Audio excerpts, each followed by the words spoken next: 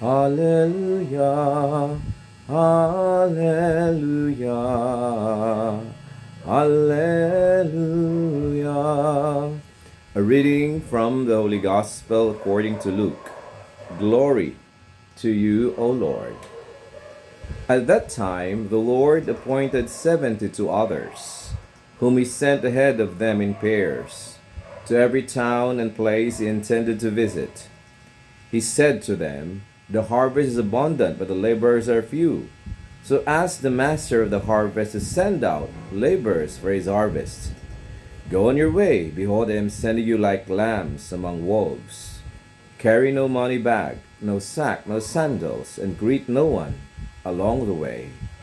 Into whatever house you enter, first say, 'Peace to this household.' If a peaceful person lives there, your peace will rest on him. But if not, it will return to you. Stay in the same house and eat and drink what is offered to you, for the laborer deserves his payment. Do not move about from one house to another. Whatever town you enter and they welcome you, eat what is set before you. Cure the sick in it, and say to them, 'The kingdom of God is at hand for you.' Whatever town you enter do not receive you, go out into the streets and say, 'The dust of your town that clings to our feet, even that we shake off against you.' Yet know this, the kingdom of God is at hand. I tell you, it will be more tolerable for Sodom on that day than for that town." The 72 returned rejoicing and said, "Lord, even the demons are subject to us because of your name." Jesus said, "I have observed Satan fall like lightning from the sky. Behold, I have given you the power to tread upon serpents and scorpions and upon the full force of the enemy, and nothing will harm you. Nevertheless, do not rejoice because the spirits are subject to you, but rejoice because your names are written in heaven." The Gospel of the Lord. Praise to you, Lord Jesus Christ. My brothers and sisters, hallelujah! Ngayon tayo ay babalik sa ordinary time. After sa ating mga feasts sa Easter, we have the Pentecost, the Sacred Heart, and of course, we also had the feast of Saint Peter and Paul, Kaya nga sa ating pagbasa ay ang Panginoon ay nagpapadala ng mga disciples para itatag ang kaharian ng Diyos, the kingdom of God, diba? At ang kaharian ng Diyos na ito is no other than, of course, the Catholic Church, na ito ang instrumento nagpapalaganap ng kaharian ng Diyos, hanggang ito ay maisakatuparan sa katapusan ng panahon, the final judgment, di ba? So, ang simbahan, ang instrumento ng pagpapalaganap ng kaharian ng ating Panginoong Hesukristo, ng kaharian ng Diyos. So, my brothers and sisters, very timely kasi last Sunday tayo ay nagdiwang ng kapistahan ni Saint Peter and Paul. At alam natin na sabi ni Lord na on this rock, I will build my church. At yung simbahan ito ang Catholic Church, na itinatag ng Panginoon from the time He was here until now. Pang ilang Santo Papa na? Is it 267? Parang ganyan. I-research nyo, sa ating Santo Papa ngayon, Pope Leo the 14th. So dahil dito ay napaka-importante ng role din natin, aside sa mga Pope, bishops and priests and religious na tinawag ng Panginoon na maglingkod full-time sa kaharian ng Diyos. So tayo, pamilya, tayo ng yung mga lay people ay tinatawag na how do you call that?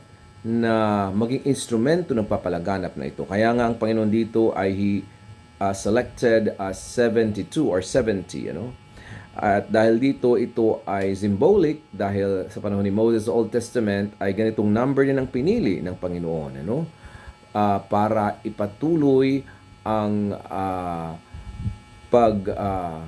gagawa ng misyon ni Moses sa mga tao. Dahil si Moses ay napapagod na, so there is what we call delegation. Ano?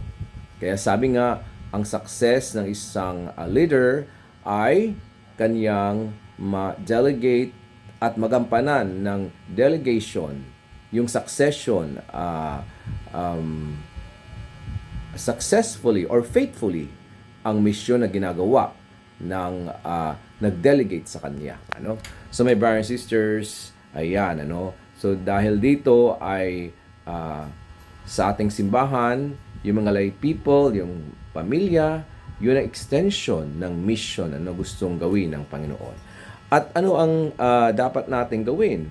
Certainly, we have to depend on the Lord. You know? We are called to depend on the Lord. Kasi alam natin na tutulungan tayo sa ating pagpapalaganap ng mabuting balita. Well, number one, sa ating pamilya. Ano? Mas mahirap magmisyon sa pamilya, di ba? Kaya it's a lifetime process, di ba? It's a lifetime process. And even kung hanggang sa langit na doon pa rin ang ating mga magulang na nagpre-pray sa atin para tayo ay sumunod sa mga utos ng Diyos at makarating din sa langit, my brothers and sisters. Amen? And tinatawag tayo na carry no money bag, no sack, no sandals. So, ibig sabihin, tayo ay maging dependent on the Lord, and of course, hindi maging makamundo. Kasi maano tayo ng mga material na bagay, di ba? Of course, important ang material na bagay because sabi nga, we live in a material world, di ba? But itong material na ito ay instrumento lamang para sa katuparan ng mission ng Panginoon, di ba? So, yung mga resources natin, yung mga blessings natin, financial, ay gamiting instrumento para pagpapalaganap ng buting balita at wag maging alipin ng pera, alipin ng kayamanan dito sa mundo. Kasi lahat ito ay lilipas lamang at ang manatili ay ang ating relationship sa Panginoon, ang pagmamahal, ang ating pag-asa na sa Diyos, at certainly ang ating pag-ibig sa Diyos at kapwa. Yan ang mananatili, my brothers and sisters. So that's why napaka-importante ng mga spiritual values. Amen? Amen. And of course, nandoon yung sinasabi na I have sent you, like lambs among wolves. Of course, sa ating pamumuhay bilang Kristiyano dito sa mundo, ay nandoon yung mga persecution, nandoon yung mga evil forces, na who will tempt us, who will act as a barrier para nating may sabuhay ang tawag ni Kristo at maging instrumento ng papalagan ng buting balita. Kaya watch out tayo doon, sa ating mga weaknesses and sins at huwag tayong papadala sa evil one. At kung tayo madapa, of course, nandun yung sacrament of confession to return back to the Lord. At umiwas sa mga bagay na sagabal sa ating pagpunta sa langit. At of course, sa ating mission para sa katuparan karyan ng Diyos sa ating buhay, sa ating pamilya, sa ating komunidad, sa buong mundo. At sinasabi dito na do not move about from one house to another, Whatever town you enter, they welcome you, eat what is set before you. Of course, sa ating pag-mission ay, sabi pa, God will provide, God will provide, yung mga taong pinupuntahan natin or whatever it is sa situation natin, hindi tayo pababayaan ng Lord, May mga difficulties pero hindi tayo nag-iisa.